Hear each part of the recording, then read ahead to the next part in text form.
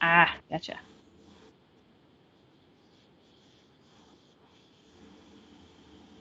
Wrong, wrong, wrong, wrong.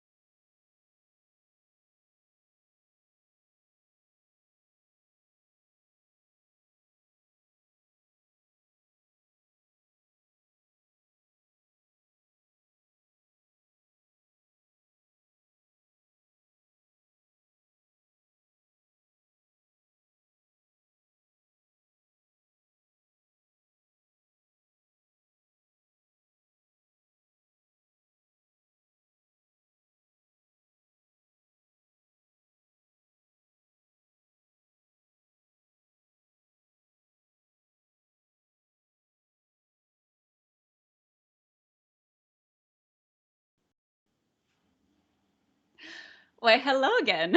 This is RuthAnn Thompson, and welcome back to the EpiCenter live stream. We've been having some fun technical problems, so you might have seen a little behind the scenes of me looking so bored on camera, but that's okay because I'm actually super excited to talk about these amazing titles that are coming out for New Comic Book Day just tomorrow on May 26th. So let's jump right into it with the number 2 of Girls of Dimension 13 by writer Graham Nolan and artist Brett Blevins. So the girls start their training now under the tutelage of the wizard slash dog Pitch, who I just adore his sass so much. So hopefully you will enjoy it as much as I did. And they're trying to master their mystical skills because now they've just found out that it's all of the details about the 13 dimensions. And our dimension is the only one that's been safe from the evil demon Abraxas. And just as they start training, the mysterious Levi Skeggs and his minions come gunning for them and looking for the chosen one. Dun dun dun.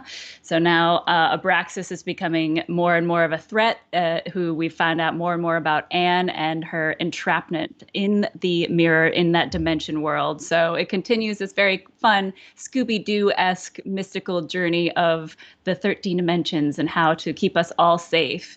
Next up, coming up for tomorrow's New Comic Book Day will be, I just want to make sure everybody. Oh no, Sith Lordy, I see that you're bringing back some more questions of Madonna, Get Into the Groove, or Debbie Gibson, Shake Your Love.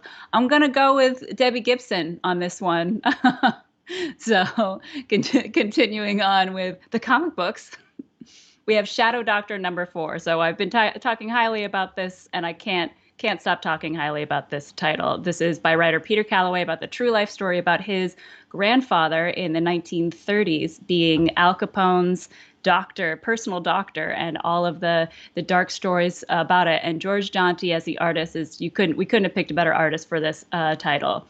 So the attempt on Capone life has ignited a bloody battle among the Italians of Chicago. There's been some bombings, there's been some retaliations, and that leaves a lot of bodies that need medical help. With the ongoing war raging, Nathaniel was realizing he was just a tool, and he's having some difficulties wrestling with the idea of saving people that then just end up going out to kill again. And it's just a beautiful, intense story. But then how he can actually be helping his neighborhood and his people at the same time. So he does want out. He wants to undo what he's done until a knock on the door changes everything. So continuing on the story, absolutely love it. Next up is Nuclear Family #4. And I already see that Chad Coper, Nuclear Family #4 should be an epic issue out this week, picking mine up at the Third Eye Comics in Waldorf, Maryland. So good. I'm glad you're into this title. This definitely takes a shift I wasn't expecting, to say the least. And this is from writer Stephanie Phillips and artist Tony Shasteen. So propelled into an alternate reality where the Cold War turned hot and America has been nuked, the McLean family has been captured by the paranoid militia that have believed them to be spies. Desperately searching for a way to get home, the McLeans uncover even darker secrets buried in the nuclear bunkers beneath Milwaukee. And yes, I say buried because I'm from Vermont. You can pick on me all you want. Second Street Marvel, also to go back to Shadow Doctor, said the loving Shadow Doctor. I'm so glad. I absolutely love it so much. So Richard Steffens, does it cover Al Capone's tax fraud? Not yet. I think this is a lot more about just the history of specifically Nathaniel, Peter's not even, it's just his grandfather, and all the dealings that he had to have directly with the mob in order to be a black doctor in Chicago in the 1930s. And yes, so let's move on because we still have more titles to talk about.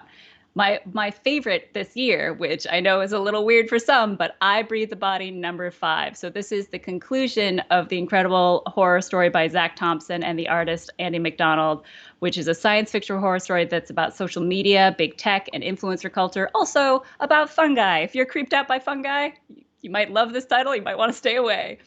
So the door to the Underland is open. The world is changing, minds are merging, and the fungal god seeks vengeance. Battered and broken, Anne is trapped in the middle of all of it. With her head full of voices and nowhere left to go, the only question remains, will she save herself or the world? And you'll be interested to see how she does, or if she does, making sure that there's nothing else. Oh, and Second Street also said Nuclear Family, I would call Stephanie Phillips' best book to date. I will let her know. I've enjoyed a lot of her stuff, but this is definitely a story I was not anticipating from Stephanie, and it's pretty intense. And then Sith Lordy also said Shadow Doctor and Nuclear Family have been top shelf. Yes, I agree with all of that and more.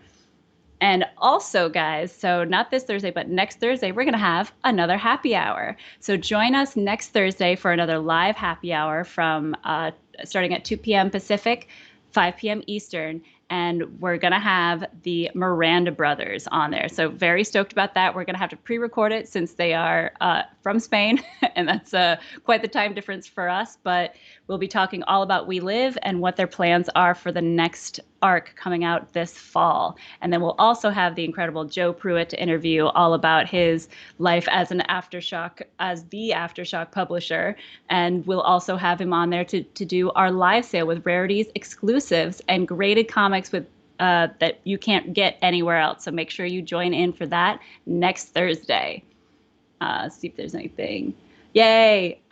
Second Street also said, love Zach Thompson, and I Breathe the Body is fire. It is. I love it. It's weird. It's anything that deals with like how crazy social media is and taking over our world. And just the fact that the week that the issue came out where Milo was selling vials of his blood was the same week that Nike was suing Lil Nas for putting human blood in his soles. Like, it's just bananas how on top of it it's been.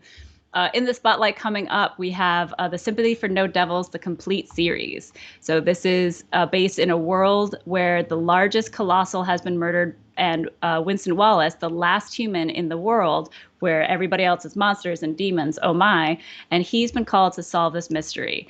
But will he'll need to learn how to control his ability of impossible luck, because sometimes luck is good and sometimes luck is bad. So it's a pretty wielding story of mysteries, monsters, and magic. Oh my. So make sure you check that out. That will be in shops June 2nd, so just in a couple weeks.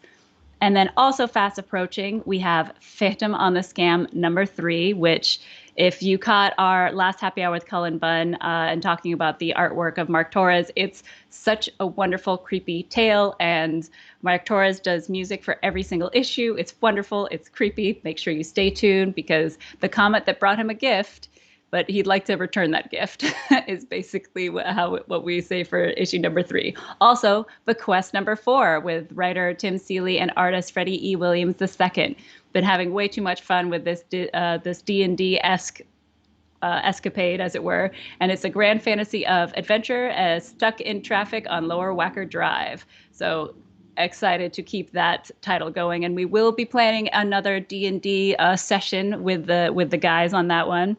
So stay tuned. It might be right before the trade paperback comes out. So make sure you keep an eye on that. Next up is the tweets of the week. So from last week, we had some pretty incredible titles that came out, including Phantom on the Scan #2, and Gage Greenwood on Twitter wanted to talk about that. Says Phantom on the Scan #2 from Cullen Bunn and